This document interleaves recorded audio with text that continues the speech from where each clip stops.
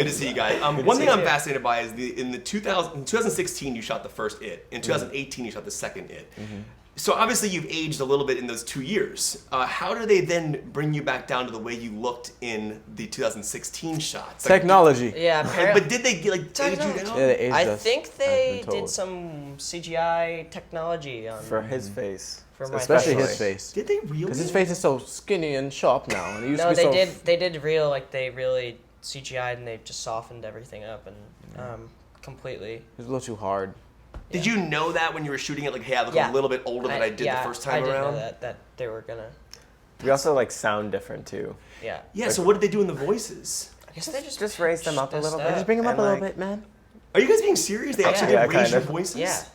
I think, well, it was a Tell us combination of like us raising our voices And then them raising. Yeah. Oh, on set you might say a line a little higher. Yeah. Yeah, Andy they would ask come us, over. yeah. He'd be like, Say it a little higher. Sid, Say it a little higher. Dude. And action. in action. What? Big. That's a really Sid, good Fly Andy. big, fly big. What? Action. Action. You know, this is something I'm fascinated by. You watch the first one, you see who's now playing you in this movie. What was the first time you ever saw your older actor playing your character in full costume, and what was your reaction to it? How was it? Is it almost like an outer body experience? No, it's just like, you know, because all of our characters kind of have like different style, you know, like 20 or 27 years in the future. So it almost it almost doesn't feel real. So it was really, really cool to see that happen. Yeah. I kind of related to Looper, the movie. Oh, it's Very much like that. Like just kind of very like, oh shoot, that is me, and he is I, That is me. and that is we. But with no killing, No killing. your stuff. A little boy. Yeah, so no killing in this movie, guys. No, this is a family. No, this is a This is a rom-com. family affair. Take rom-com. take your 3-year-old. There's zero violence in this film. Zero. Yeah, zero. Absolutely no No blood at all. violence. No, blood. yeah, no language. Like Smurfs nothing. or something. Did you guys see the statistic? Like that's like the most. It's like blood the most blood. I don't know. I don't Really? know if it's is. it's Oh, in it's that true. one scene? It's confirmed. It's Like, confirmed. apparently, Andy said there was a tank. Oh, for Yeah. the scene, and they had a measurer, and they had all the R-rated horror films over the years, like Evil Dead, The Shining, God. and then It Chapter 2 was the top. Really? It That's was the the move. most blood ever That's used. so That's awesome. sick. Isn't that High five. sick? You guys, that's amazing. We are the Yeah, Powerpuff we're having Boys. fun, yeah. I have never seen Jay play Ben yet. What? Yeah, because Unless it was a table read, but and still. well, right, but like I've never seen him in full wardrobe like play Ben yet. I know. Because we haven't seen the movie, and we were never really like in the same scene as them. So Yeah, Sure. I've seen a bit of James play me, and the interesting thing about it is that they are different people now that Yes. they've grown up, and so he's kind of like an evolved version of Bill, and it's really interesting to see, like what my character would have been like growing up, and it kind of feels like, it feels nice. It's a familiar feeling when it's like seeing someone you know grow up and watching them grow. It's kind of like that, but it's a character that you've put. Do you almost think that like is that gonna be me when I grow up? Like it's like in the sense of like am I gonna look? I for really Sal? hope. I just wonder like honestly, it's gotta be weird to see someone kind of taking on your mannerisms that you built into these characters in the first movie. Yeah. Yeah. I hope I don't grow up to be like Eddie. But I hope I grow up to be like James Ransone. Yes. Okay. Yeah. And for you, the first time you saw Jessica, No. Yeah, no, I thought she looked like me. She acted amazing, and she's just overall great. I think the only scene I actually have seen her play was the scene that got released to the public, the one where in the trailer. Yeah, and it was so strange watching that. Everybody else around me was like, "That you act exactly like that," and I just thought that was fantastic how she just picked up every kind of the tics that I use, and she did it on the screen very naturally. Were there things that the actors found about the tics you had as actors in your first part that you were like, I didn't even know I did that? Yep. Yeah. What's one for you? Like kind of like the stutter thing. Interesting. Like the neurotic, like sporadic. like glancing and like the darting places. I didn't know that I did that. And then Andy said that he's like do the dart like look places. I was like, why? And he's like, because you did that in the first one. I was like, oh. Okay. What was a tic you noticed? Well, I didn't really a specific tic. Do you guys have Cause I thought she did act a lot like me, but everyone else was like, yeah, you do that on screen, and I wasn't really sure what they're talking about. Kind of like, I don't know, because I'm thinking of you as a human being right now, but I mean, you're completely different as Beverly, so it's hard to Yeah, tell. you're way Yeah. cooler. You did a lot with You did a lot with your Alias. hands. It's like your alter Hey, ego. your Really, hands, like- they're hating on me right now. Yeah, like Like the way you smoke is like So the way dumb. you- She just smokes so dumb. She like she takes she has like a cigarette and she like this. It's so adorable. It's so funny. Any retaliation here? that's not. No. It's like a okay, monkey Sophia. holding a cigarette. Like, what even is this thing? These movies are so much fun to watch because the relationship you guys have, the chemistry is absolutely incredible. But Thank you. the beauty of this movie for me, that was the hardest thing for me to watch, was the idea of friends being torn apart, ripped apart over these years. And you think about it, I go back to when I was a kid, I used to play in the forts with my friends, ride my bikes, do jumps. I'm just curious, like, as you guys are actors though, you're younger now, are you still able to have those types of friendships and those lives Totally. outside of this? Well, I think like anytime, like also when you're transitioning to high school, like you lose a lot of elementary school friends because like you're not hanging out with them every single day, and just in general when you're younger, you kind of lose friends from elementary school or whatever. But as actors, I mean, we're young, but we still all live back at home, Yeah. and so we still have the same friends. And Do you guys have like those forts like you guys do in the like? Do you have a fort you go to like that? I in the wish. movie? I I wish wish- that would be awesome. We used to build forts, but I think we built forts like I never had like the full backyard thing, No. so we just Pillow built it. We forts. built it in the Yes, room. yeah. So you would get all the covers, and your mom would come and open the Yes! door The and then chair. ruin it. Yes, You know, like yes, your mom yes. would open the door and ruin the whole thing. You're Yeah, like, yeah. no, my masterpiece. I had Yeah, yeah. I had a whole room set up as a fort once with like And chairs flashlights and everywhere. everything under It was there. Epic, Sick, yeah. man. You know, this movie does a lot with growing up, and to me, it was hard to. Like, one of the things I find interesting about it is, as a kid, you don't want to separate from your friends. You really don't. And there's that beautiful moment where you guys go back to the underground fort that the kids had when they were kids. I was curious for each of you. Did you have a place like that when you were a kid? Like, did you and your friends have a fort? Did you guys have like a place? Like, what was that for you?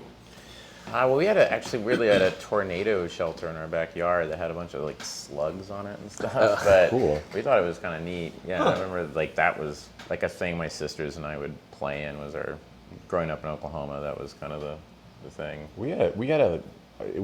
It wasn't like sewer. I guess it was kind of like sewers, but like they were like creek. It's like a creek bed thing with a big pipe that we used to. Yeah, I know. That had the same thing in Maryland. It was actually a big like drainage pipe for a stream to pass under the street, and there were 2 manhole covers, and that was actually where all the local kids went and hid Playboys. Yeah. I swear to God.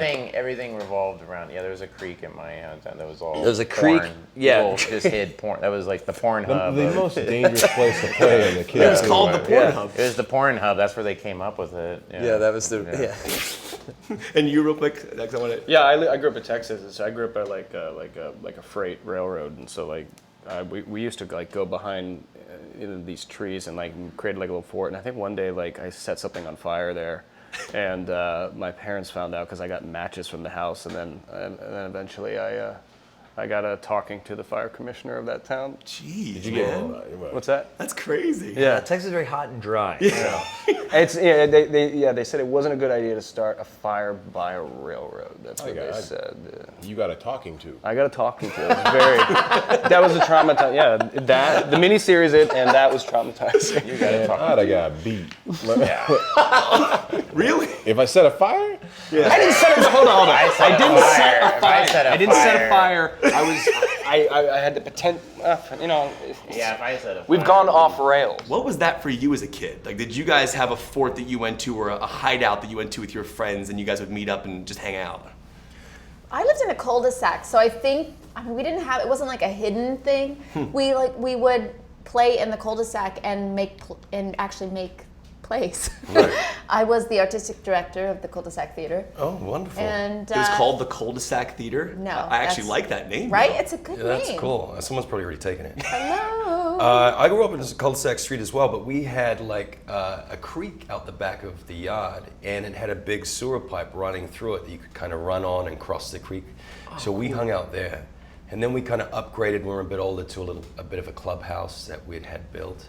That's cool. Yeah. I miss like riding my bike with my friends. This movie kind of brought me back to that. I saw you on Fallon. You mentioned the amazing fact about the idea of this being the most blood ever in a horror film. The scene is in the trailer briefly. I want to know how that was shot. I know there was like a meter there that kind of like Andy was saying. It said like this was it. Chapter 2 was the highest blood ever, and then underneath it with the other films like Shining and like. So what was that scene like to shoot as an actress in the sense of where was it coming from? Did you have to like think about like not going under too many times? Like, it's amazing to watch that moment. Yeah, you know, we rehearsed it with water because it was you know, we understood that when the tank filled up, it would take a long time to empty it and then clean it all up and start the scene again, and also clean myself up. So we rehearsed a lot with water. Water, of course, was a different consistency than the blood. And we kind of just didn't know what was going to happen until it happened. The thing that scared me a little bit when we were shooting is that there was no visibility in it. So when I would submerge myself, you know, kind of think like, well, if something goes wrong, no one's gonna find me. Was there a tap out option, like get me out of here? Like, could you hit the glass? Oh my god. No, I mean, it literally, like, they built a tank. It looked, and it was quite tall because I had to, you know, I stood on top of the toilet, and the blood was still up here, so it was definitely taller than me. And for people when they see the movie, the way he's connected to that scene is beautiful, incredible. Right? It's a masterful scene. It really is. Yeah. The trailer starts with a scene of you, the original trailer, yeah. which I absolutely loved. And then when you see the movie, it's obviously a bit more scary, obviously. When you filmed that moment, though, did you know that was going to be a trailer scene? No idea. I was actually shocked when I saw the trailer. It's I was very like, left of field for a trailer. I've never seen a trailer where there's just like, here's a scene from the movie. Same. And in all honesty, like I got a lot of very positive comments, but I honestly was a little disappointed they used it in the trailer. Because I like things not being ruined for an audience. Well, they don't give you the full scope of that scene. They don't. They don't give you trailer. It was pretty cool to be able to see that full scene, and it's so unnerving and it's so scary. I mean, that actress, she was really wonderful. It made an impact for sure. Yeah. And last thing, the emotional element of your characters are amazing. And I mean, obviously people read the book, they kind of know how some of the characters flesh out. But it is that 27-year thing that is fascinating to me. As actors, do you build in things into that 27 years that were not told to you? Like nothing in the script, nothing in the book, but what is something that you, Jessica, and you, Jay, added to the character that would help you become them? Well, Beverly is living in this cycle of abuse. I mean, she doesn't understand what love really is because the very first love she experiences is with someone who hurts her. Yeah. And so she thinks that's a normal thing. To be loved is to be hurt. And so she continues that cycle and that trauma for 27 years. So I had to build in that story, I think, for her. A lot of it is in the novel, and especially the relationship with Tom, her husband's in the novel, but just like the other things that may not be in there. There's when we set the scene and we see Ben in the film for the first time, we see that he's very successful, but he's also very lonely. He's living in this big, beautiful modern house all alone. So I put in a request to Andy that Ben cannot be completely alone, and I got them to hire this dog. So he lives with a dog now in this film. I will say, I love animals, but that was a smelly dog. He was a smelly dog. Unfortunately, he had to come into a scene with Jessica later on, too. I was like, sorry, my bad for my co-star here. That dog needed a bath. Yeah, he was a true working dog, like from the farm. We really had to call him in at the last minute. It was like, I've got an idea. Wow, I love and he loved like it, that. and we made it work. That's cool, guys. Thank you so much. Of Congratulations. course. That Thanks, little Kevin. dog, with Bill Skarsgård, when he goes from the practical makeup into those CGI elements, what do you do as a director in regards to, what do you give him for the transitions? Like when he goes, like in the first one, for example, when he goes to bite Georgie's arm, when does it become CG, and what do you tell Bill to do to help you with the CG? I don't condition him. He's performing just in the. He's performing what the action is. Of course, the thing that is left out is that he actually rips the arm off. But so you tell him to go like open your mouth and start biting towards this arm. Of course. And then you just kind of pick him up later with some kind of CG. Absolutely. We need to overlap in the situations like this. You need to overlap the action with the CG.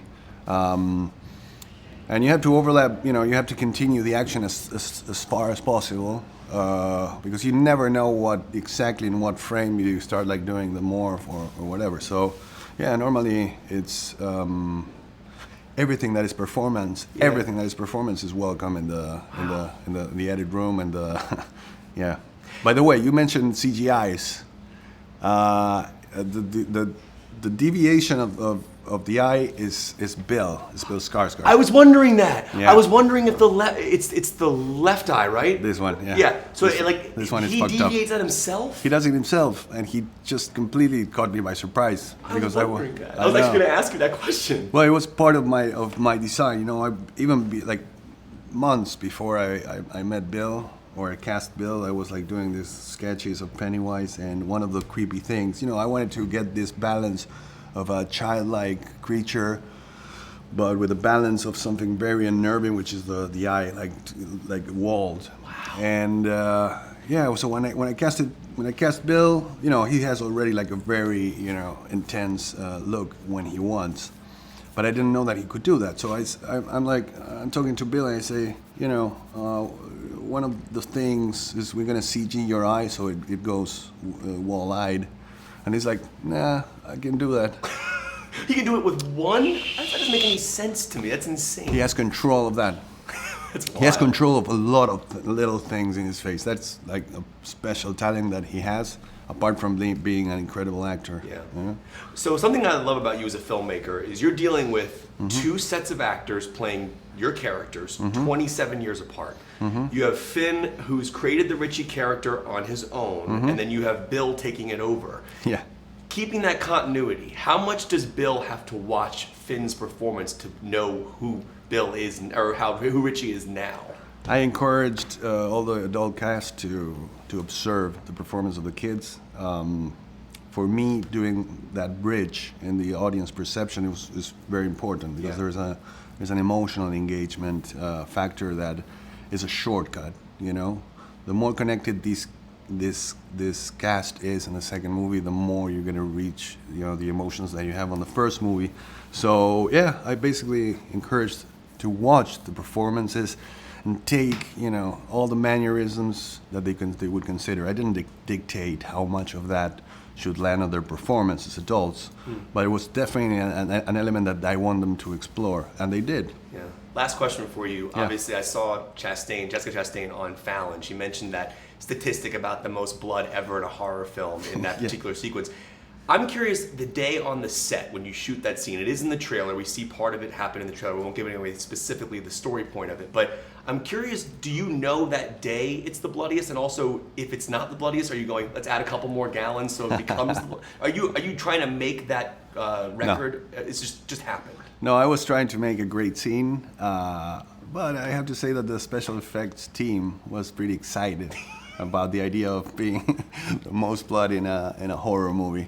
So, you know, they got excited, and the day on the day on the set, you know, this is a small contained set, so, you know, because we're gonna flood it with, but it looks like a bathroom from the camera angles, but it's all contained with walls, and on top of it, there's this huge tank of blood, right? So the guys from special effects, they just put a meter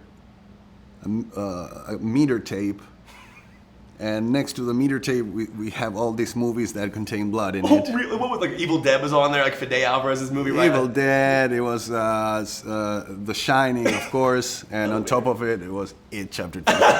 Wait, I want to see that These photo. guys were so proud, yeah. Actors have a lot of ways to pull and kind of figure out how their character's going to be, the script or the book. You guys have an amazing opportunity of having an entire first movie where people were playing your character 27 years earlier. How much of that movie do you go back and look at and go, I need to kind of get the mannerisms, because it is 27 years later, it's a different person. Not a lot. I just saw it. I watched it I saw it in the theater, and I saw it I happened to be playing on the plane as we were flying. I was flying to Toronto, and I just watched it again. Just mostly, honestly, it's less about Finn's performance and just like the tone of the movie. Just kind of getting like, oh, this is the kind of tone of the thing, and just doing that. Yeah, and I said too, like, actually, that made it incredibly easy because I'm really lazy to be like, that's what he did. People really like him. All right, I'll just try to copy that the best that I can. Right. And then Andy's attention to detail is so good that for Jack, Dylan Grazer has some idiosyncrasies that, you know, like if I missed it, he would be like, can you do this? Because Jack did this in the first one. So it's like, sure, no problem. I find it interesting is that 27-year gap that we don't get to see. I mean, we kind of figure out little things throughout the dialogue. What is something each of you added into that 27-year span to help you kind of get into where that person was? Something that maybe wasn't in the script, maybe something Stephen King hadn't put in the book, but something that helped you kind of figure out where he was 27 years later. I think you're thinking we're better actors. Yeah, you're giving us way too much credit. You're giving us way too much credit. I don't even think about especially that me and stuff. him. We'd be like, "What's funny right this second?" And then when we would exhaust things, I guess we'd be like, "All right, well, I guess I'll try this."